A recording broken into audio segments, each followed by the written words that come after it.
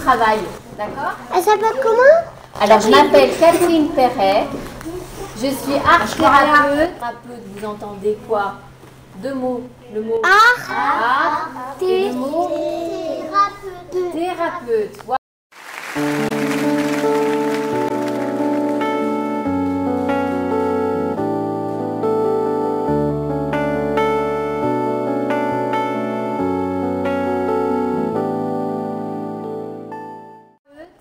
Vous entendez quoi?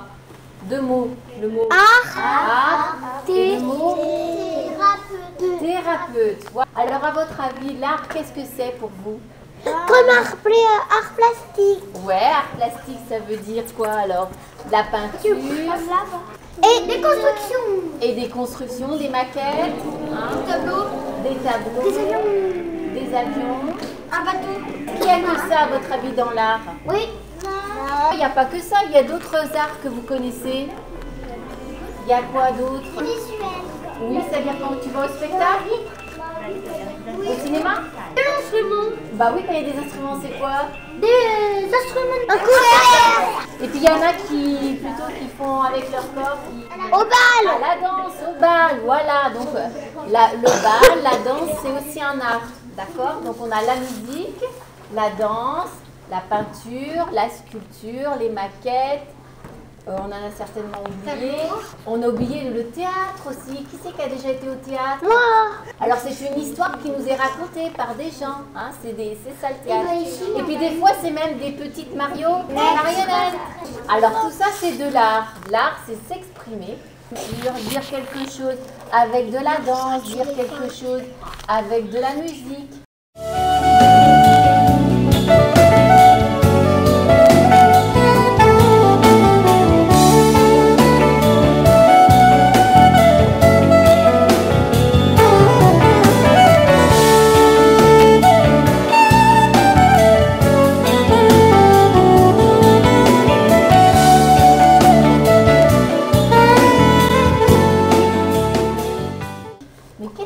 À dire à votre avis? Ils disent quoi dans tout ça? Ils racontent quoi? Des histoires. Des histoires. Est-ce que c'est vrai ou est-ce que c'est pas vrai? C'est vrai. Ah oui, tout le temps vrai, vous croyez? Non. Ah non, hein, des fois... Des fois c'est des contes. Bah oui, des fois, comment il y a des histoires d'extraterrestres, il y a des histoires de fourmis qui parlent, mais on n'en avait jamais vu ça, nous. Hein. C'est pas forcément vrai. C'est des choses qu'on imagine. Eh ouais, on imagine des choses. Alors, imaginer, ça veut dire inventer des choses qui n'existent pas. Tiens, c'est bizarre ça. Comme des dragons. Comme les dragons, ça n'existe pas. Alors, c'est inventer des choses qui n'existent pas par notre imaginaire. C'est-à-dire, tiens, une poule avec des cornes, des yeux de toutes les couleurs, voilà. Hein. Et puis le chat qui parle toutes les langues. L'anglais, l'espagnol, c'est bizarre ça, c'est ça là, le français. Alors à votre avis, à quoi ça sert? Vous savez, les hommes, ils ont envie de cet imaginaire, ils ont envie de créer des choses nouvelles comme ça. Mais est-ce qu'à votre avis, pourquoi ils le font? Est-ce que ça leur fait quelque chose? Oui. Tout au fond de vous, ça s'appelle des émotions. Est-ce que vous connaissez des émotions? Bah oui. Par exemple, quand le dragon il arrive au cinéma, il est grand et tout, est-ce que vous avez un peu... Non. Surtout en 3D, ça fait peur. Ça fait peur. Et la peur, c'est une émotion. Donc on vit des émotions dans l'art. Donc on peut avoir peur. Pareil, quand on est au concert, on peut être ému, on peut avoir envie de pleurer tellement que la musique est belle. Hein? On ne sait pas pourquoi on a envie de pleurer, mais même les adultes ont envie de pleurer, il n'y a pas que les enfants, hein? D'accord? Alors il y a quoi d'autre comme émotion? Comment? On peut pleurer de joie. Ouais, on peut pleurer de joie. Alors par exemple, on peut pleurer de tristesse. On peut pleurer de tristesse, oui. Alors si vous êtes au théâtre et que c'est très rigolo l'histoire qu'il raconte, qu'est-ce que ça vous fait? Eh ben on rigole. On rigole, c'est une émotion de joie. Hein? Tout ça, ce sont des émotions. Exprimer des émotions. Et ça, on s'aperçoit que ça fait du bien dans son cœur. même d'avoir peur, même d'être dégoûté. On a besoin de vivre des émotions, exprimer des émotions.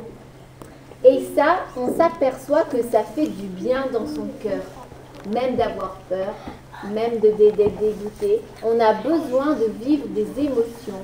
Oui. On va passer au deuxième mot qui est thérapeute. Est-ce que vous connaissez des thérapeutes? Oui, il y en a une de notre école. Oui, Oui, des thérapeutes d'infirmières. Oui, infirmière. Et toi, qu'est-ce que tu connais dans ton école? Ouais, hein, c'est quand on Bah a oui, mal. parce que moi j'ai plein de problèmes de dos. Ah voilà. Et moi j'ai des problèmes d'oreilles. Alors quand on a mal à l'oreille, on va aussi chez le docteur. Moi je... Voilà, donc on voit en fait le mot thérapeute, ça veut dire quand on a un petit problème de santé. Et vous, quand vous avez mal à quelque part, vous allez où? Ou au docteur? Bah oui, les docteurs, ça fait des piqûres.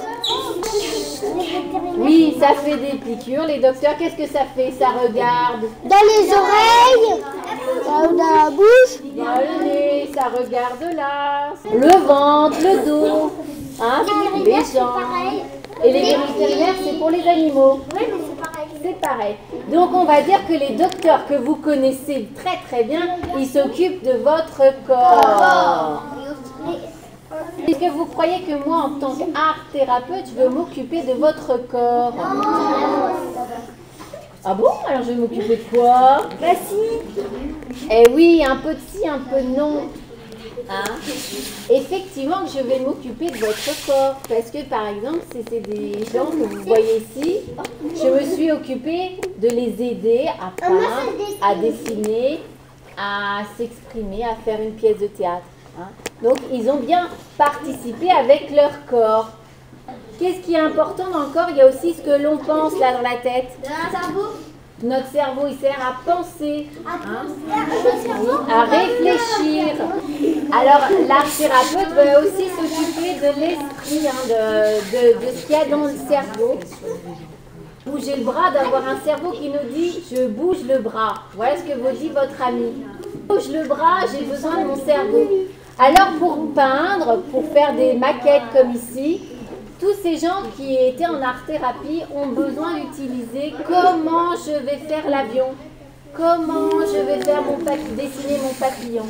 Donc ils ont besoin de ce qu'il y a là et après ils ont besoin de leur corps. À votre avis, est-ce que ce sont des gens qui sont malades ou qui sont en pleine forme?